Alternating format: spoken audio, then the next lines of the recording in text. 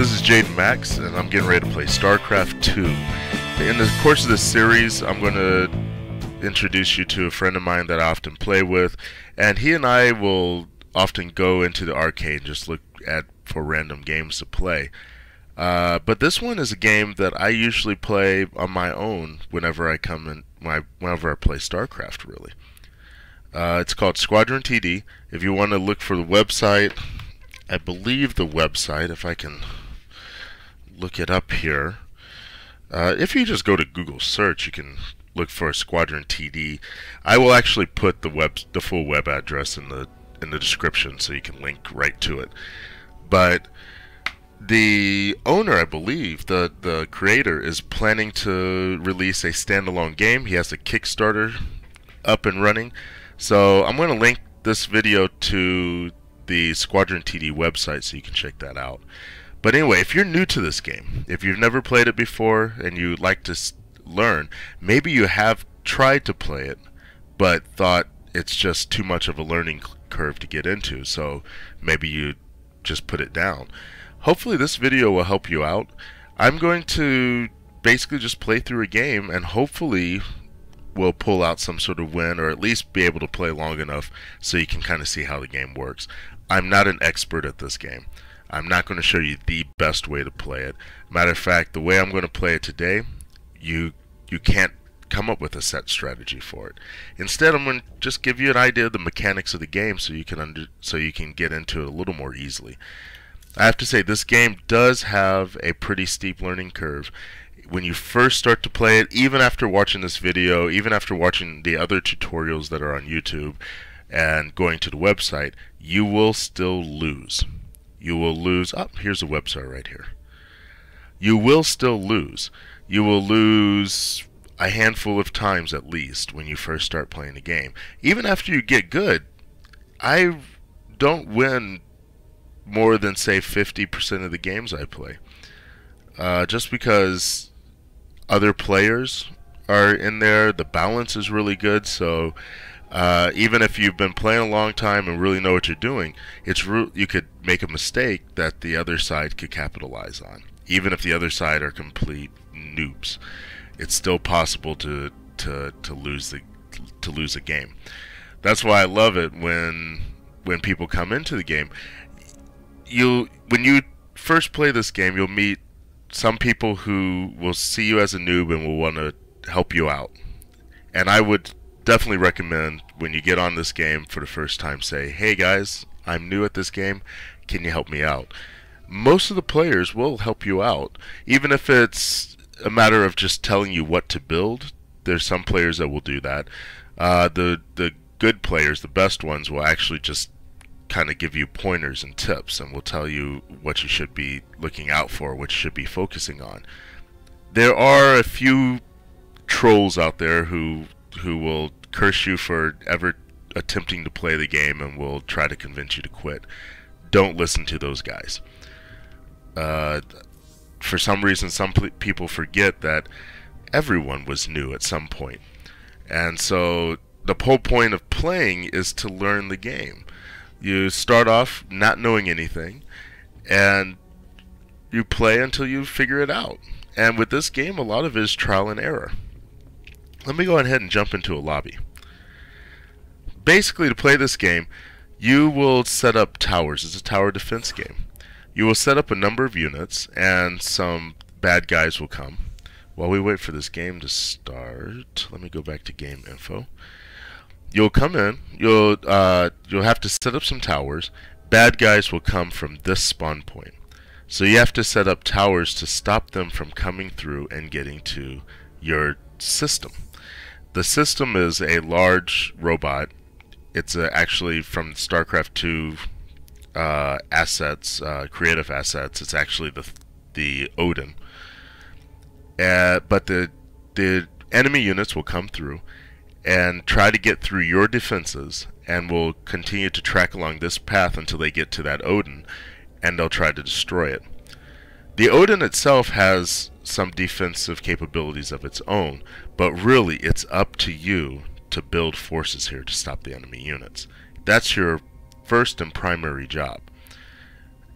There's also an economy system built into the game, and this icon here shows you what your income is each round. Here it shows your rate of income gathering. On the side there is, and you can't see it in these screenshots, but over here there is a refinery that's constantly gathering gas. As you upgrade this number, this stat, and I'll show you how to do that once we're in the game, it increases the amount of gas that you pull in with each cycle, with each tick. There's also upgrades that you can do to speed up the ticks to bring gas in at a faster rate. So that's basically how the game works. You build units, stop the bad guys. Stopping the bad guys earns minerals. With minerals, you can upgrade your income. With upgraded income, you get more gas quickly. With that gas, you also send enemy units to the other side, to the other team. This is a team game. So your team is sending units to the other team, and everybody is receiving enemy units. As you send units, you increase your income more. So each round you get a certain amount of income along with the minerals you get from destroying enemy units. And that is in a nutshell how this game works. We're entering the game now. There's a number of builders you'll see on the left hand side of the screen, and each builder has its own attributes. I would recommend experimenting with the builders, because there's no such thing as a weak builder in this game. The author has done, I believe, a good job of balancing each builder. Some units are overpowered compared to other units, but builders as a whole are pretty well balanced. And I've seen people win a game with the first builder you get, the nature builder, against people using some of the higher level builders. The only difference between the levels is the higher level builders are more complicated to use, but they can be very powerful and effective if you can use them correctly. However, don't feel that because nature builder is the first builder that it's going to be a piece of junk builder. Any of the builders are capable of doing the job. You just have to learn how to use them. Yeah, and fair warning, it does sometimes take a while for this game to load up. Okay, here are your builders here. Question mark is random builder. When you first start, you only have the random builder and the nature builder to begin with. I suggest choosing random, because random means you have access to most of the other builders right from the get-go. The problem is the computer will choose which builder you get. Someone's getting angry here. I better go ahead and hit start. But there's always somebody who waits until the very end. Over here you have some of your options. Gas cap, frenzy. Don't worry about those right now. We don't have enough time to talk about those. Classic game mode means you get to choose your builder. The two chaos game modes means you get a builder at random each round. The chaos refined means everybody gets the same builder. The regular chaos means each person might get a different builder. It's completely randomized. I am using chaos builder, which means I get to be chaos all by myself, which I like.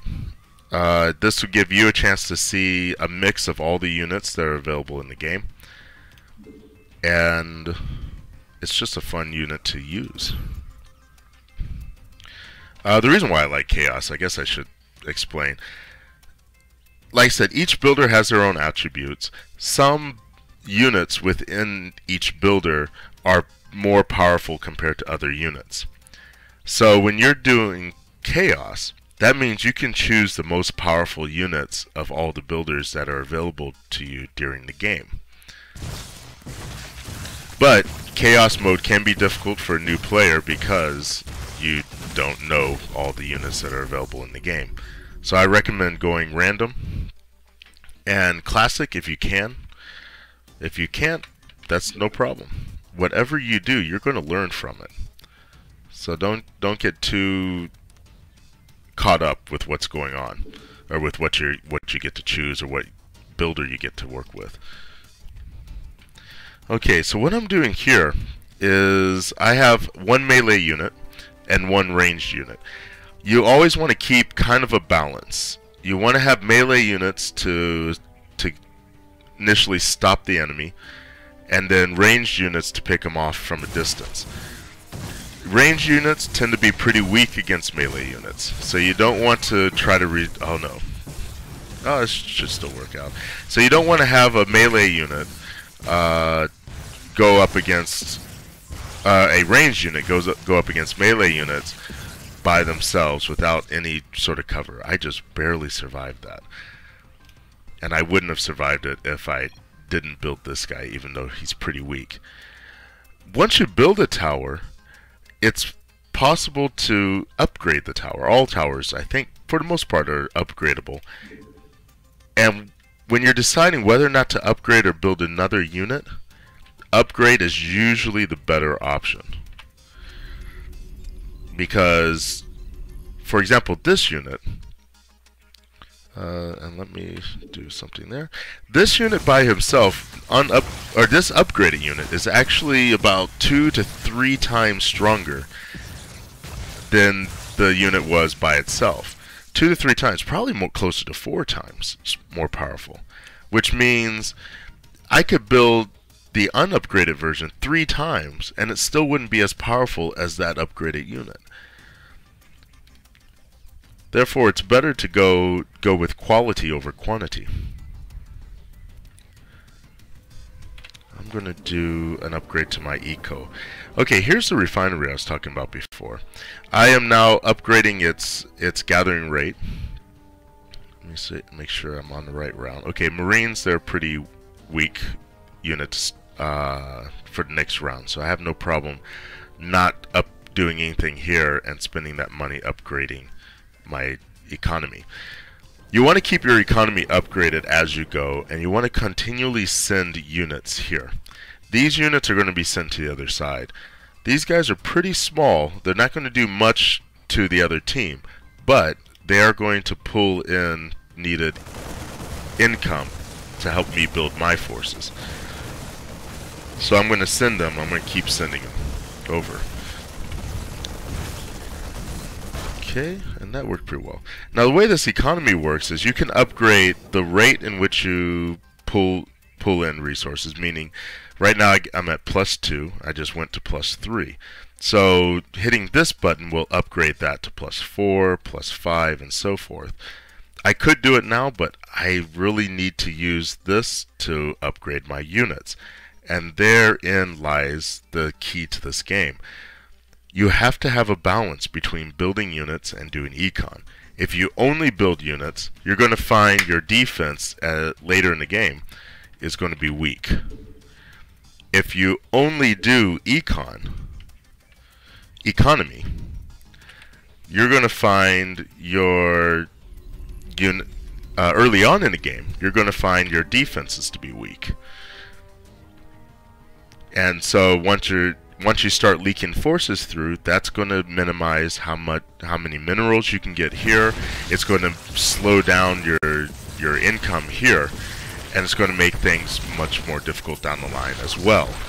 So you have to make sure you have enough units out here to stop the enemy units from progressing past you. At the same time, you want to make sure you have this econ working for you as hard as it can. Okay, I'm going to upgrade this guy. This will be pretty powerful there. Pretty powerful combination, these 3 guys. And I'm on track here. Some people will do this income hard at the beginning. Let me see what my teammates are doing. 3, okay, they're doing pretty much what I'm doing. And I think this is safe. Usually before the Marines, I'll try to get this to 3, and then I'll leave this and focus here until round 7, which is the Zealot round. Once round 7 is done, this round after that is pretty weak. So if I'm holding pretty well at this point, I will upgrade then. But right now I'm focused on stopping these waves, which are pretty strong, so I gotta work on that. Now your formation is important as well. how you set up these units. Let me put in some of these guys just to have a few additional melee units here. There we go. Zerlings are pretty weak unupgraded, but later in the game, fully upgraded, and with a lot of them, they can be very powerful. But here, as you saw, they didn't last very long here. They were basically to slow these guys down so my stronger units can do their job. Okay. Okay, doing some upgrades there, and I'm doing pretty well here. I'm kind of done that upgrade a little earlier than usual, and my forces seem to be holding. Oh, I am hitting there. I did hit my population limit. When you do that, press 5, and it will bring you to this window and hit your supply depot. Once again, if you hit 5, and then hit the supply depot, that will upgrade your supply. Keep an eye on that. I've lost games because I forgot to check on that.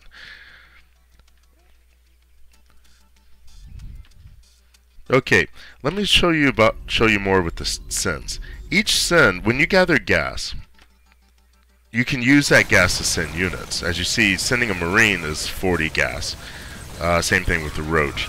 Bigger units like tank is 200 gas. For each unit that you send, you also get a certain amount of income. For a tank, if you see the yellow plus 10 there, I get plus 10 income for that tank. I just leaked some units through, but that's okay.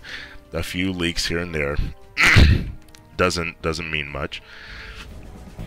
And as you can see, my refinery is on fire. That means the speed of the refinery has been reduced. So you want to try to avoid that if at all possible.